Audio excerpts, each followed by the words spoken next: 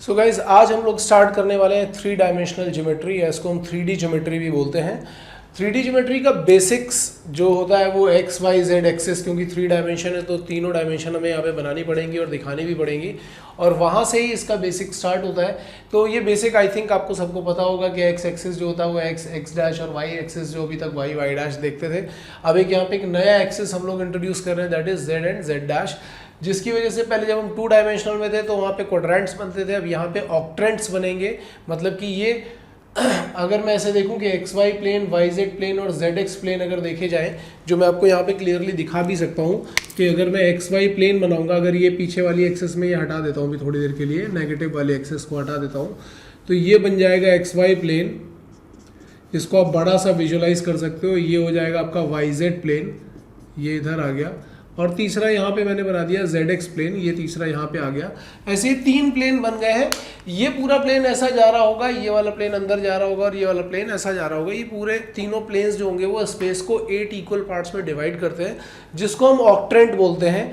ये सब आपको पहले से ही पता होगा। उसके अकॉर्डिंग ही हम यहाँ पे पॉइंट रिप्रेजेंट कर सकते हैं। अब जैसे सपोज मुझे यहाँ पे कोई एक पॉइंट, मतलब वेक्टर रिप्रेजेंटेशन एक्चुअली वो पॉइंट के ही फॉर्म में होता है, तो अगर सपोज मुझे कोई एक पॉइंट रिप्रेजेंट करना है तो मैं उसको कैसे रिप्रेजेंट करूँगा। अब मैं ये वाले प्लेन्स जो है ना, मैं इनको यहाँ पे थोड़ी देर के लिए हटा रहा हूँ और आपको आगे दिखा रहा हूँ आगे क्या करना है।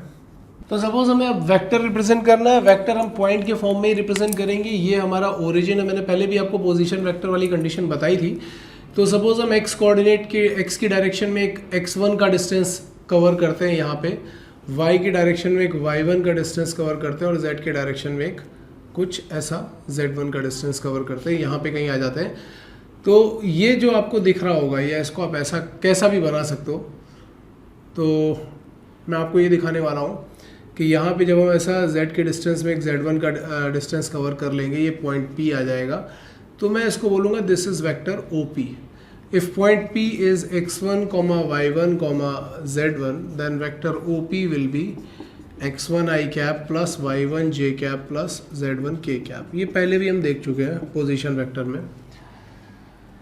इसके बाद नेक्स्ट आता है डिस्टेंस फार्मूला। डिस्टेंस फार्मूला क्या होगा, जैसे हम 2 डायमेंशनल ज्योमेट्री में देखते थे एक डिस्टेंस फार्मूला था, वैसे यहाँ पे भी एक डिस्टेंस फार्मूला होगा, डिस्टेंस बिटवीन 2 पॉइंट्स। अब वो डिस्टेंस बिटवीन 2 पॉइंट्स समझना बहुत आसान काम है, बहुत ज़्यादा डिफिकल्ट नहीं है। बस मैं यहाँ पे एक डायग्राम प्लॉट कर देता हूँ, पहले क्यूबॉइड जैसा बना देता हूँ, सो दैट आपको वो ईजिली दिखाई पड़े कि डिस्टेंस फार्मूला कैसे बना है। तो चलो देख लेते हैं आगे।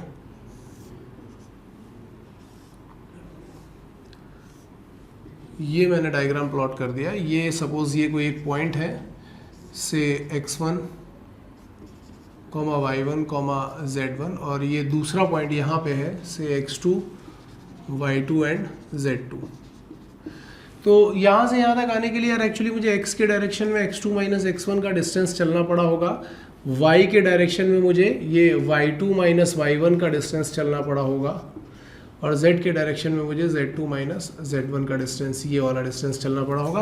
और अगर आप देखोगे तो लेंथ यहाँ से यहाँ तक के बीच का जो डिस्टेंस दिखाई पड़ रहा है, this is same as the diagonal of this cuboid.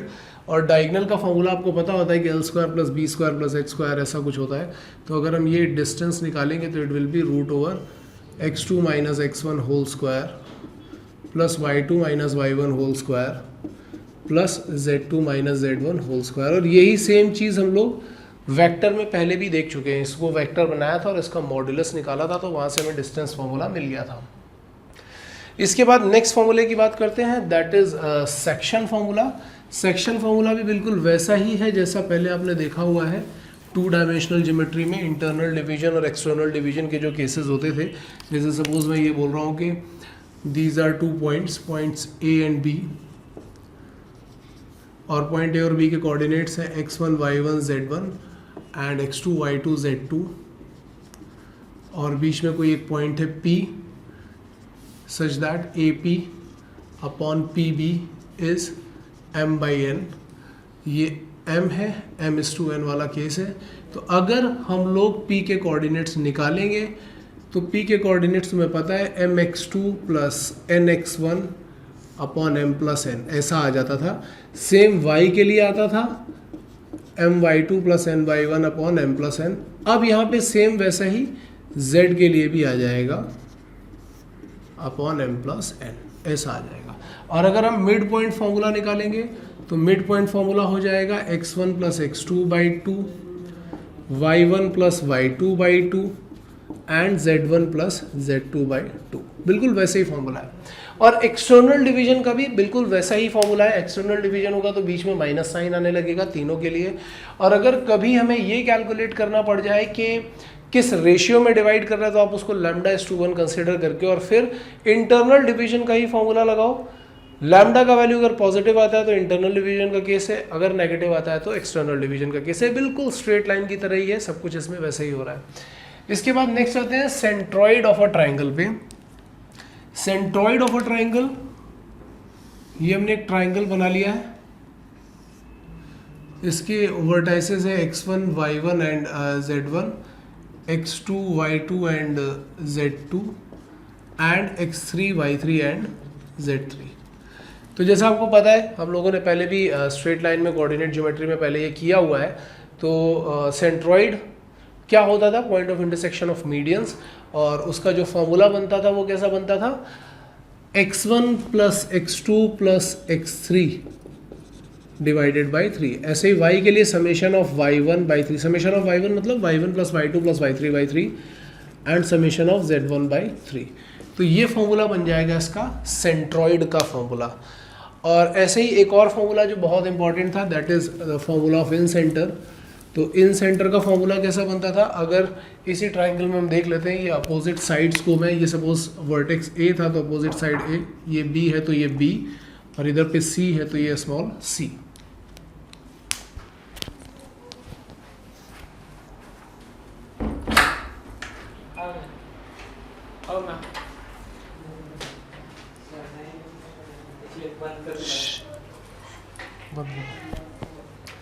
तो अगर यहाँ पे हम लोग इन सेंटर का फॉर्मूला देखेंगे तो इन सेंटर का फॉर्मूला हमें ऐसा मिलेगा, जैसा पहले भी आपने देखा हुआ है, ax1 plus bx2 plus cx3 upon a plus b plus c। ऐसे ही y कोऑर्डिनेट के लिए आ जाएगा ay1 plus by2 plus cy3, और वैसे ही सेम z कोऑर्डिनेट के लिए भी आ जाएगा। तो ये हमारे पास क्या हो जाएगा, इन सेंटर ऑफ अ ट्राइंगल। इसके बाद आते हैं सेंट्रॉइड ऑफ अ टेट्राहेड्रॉन। ये सेम, ये सब फॉर्मूले मैं बताते जा रहा हूँ, ये सब यूज़ होंगे क्वेश्चंस में, इसलिए मैं जल्दी जल्दी बताते जा रहा हूँ।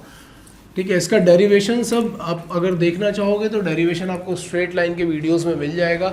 अगर आप इलेबोरेटेड वीडियोस देखना चाहते हो तो उसकी प्लेलिस्ट चेक करो, वहाँ पे आपको सब कुछ मिल जाएगा। नेक्स्ट है सेंट्रॉइड ऑफ अ टेट्राहेड्रॉन। तो टेट्राहेड्रॉन का अभी मैंने आपको शेप बताया था कैसा होता है। यहाँ पे बेस में एक ट्राइंगल होता है और फिर हम क्या करते हैं, ये जो बेस में ट्राइंगल है और एक पॉइंट ऊपर बनाते हैं और उसको ट्राइंगल के तीनों वर्टाइसेस से ज्वाइन करवा देते हैं, ऐसा करते हैं। अब पहले इसके सेंट्रॉइड को समझते हैं कि सेंट्रॉइड होता क्या है। सपोज मैं ये बोल रहा हूँ कि ये ए बी सी डी है, तो इसका सेंट्रॉइड क्या होगा ये समझ लेते हैं।